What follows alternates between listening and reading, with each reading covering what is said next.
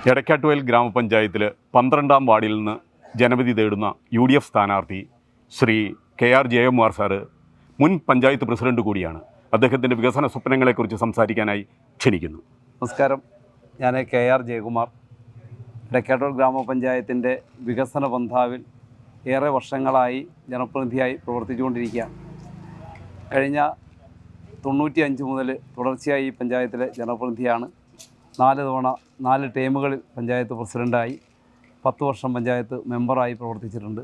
ഇത് 7ാമത്തെ തവണയാണ് ഞാൻ തെരഞ്ഞെടുപ്പിൽ മത്സരിക്കുന്നത്. എൻ്റെ സ്വന്തം വീടിരിക്കുന്ന 12-ാം വാർഡിലാണ് ഞാൻ ഇത്തവണ മത്സരിക്കുന്നത്. കഴിഞ്ഞ 5 വർഷക്കാലം ഈ പഞ്ചായത്തിൻ്റെ സമഗ്രമായ വികസനത്തിന് സഹായകരമായ ഒട്ടനവധി പ്രവർത്തനങ്ങൾ നടപ്പാക്കാനായിട്ട് കഴിഞ്ഞു. പഞ്ചായത്ത് ഓഫീസ്, ജില്ലയിലെ തന്നെ ഏറ്റവും മികച്ച പഞ്ചായത്ത് ഓഫീസ് നിർമ്മിച്ചു. അതുപോലെ സ്മാർട്ട് വില്ലേജ് ഓഫീസ് നിർമ്മിക്കാൻ കഴിഞ്ഞു.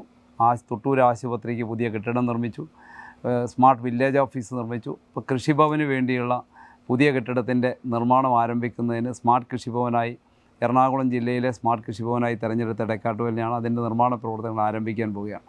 സമഗ്രമായ വികസനത്തിന് സഹായകരമായ നിരവധി പ്രവർത്തനങ്ങളാണ് പഞ്ചായത്ത് തലത്തിൽ നമ്മൾ നടപ്പാക്കിയത്.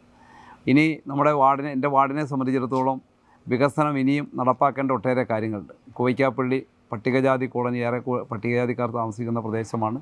അവിടെ 2 കമ്മ്യൂണിറ്റി ഹാളുകൾ പണിയാനായിട്ട് ഈ കാലയളവിൽ കഴിഞ്ഞു. അതിലൊരു കമ്മ്യൂണിറ്റി ഹാൾ ഉപയോഗിച്ചുകൊണ്ട് അവിടുത്തെ വനിതകളായിട്ടുള്ള ആളുകളെ ഉൾപ്പെടുത്തിക്കൊണ്ട് ഒരു തൊഴിൽ സംരംഭം ആരംഭിക്കുന്നതിന് മുൻഗണന നൽകുന്ന പ്രവൃത്തികൾ നടപ്പാക്കും.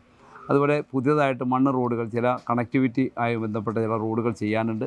ആ റോഡുകളുടെ നിർമ്മാണം പൂർത്തീകരിക്കുന്ന ഉൾപ്പെടെയുള്ള എല്ലാ പ്രവൃത്തികൾക്കും നേതൃത്വം കൊടുക്കും.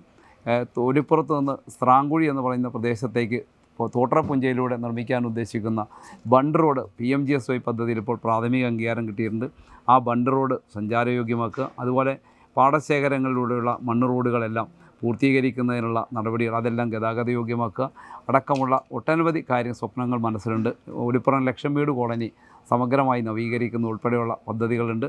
എല്ലാ വികസന കാര്യങ്ങളും പൂർത്തീകരിച്ച് എല്ലാ മണ്ണ് റോഡുകളും പൂർണ്ണമായി ടാർ ചെയ്ത് ജനങ്ങൾക്ക് ഗതാഗതയോഗ്യമാക്കി കൊടുക്കണമെന്നാണ് ഈ കാലയളവിൽ ഉദ്ദേശിക്കുന്നത്.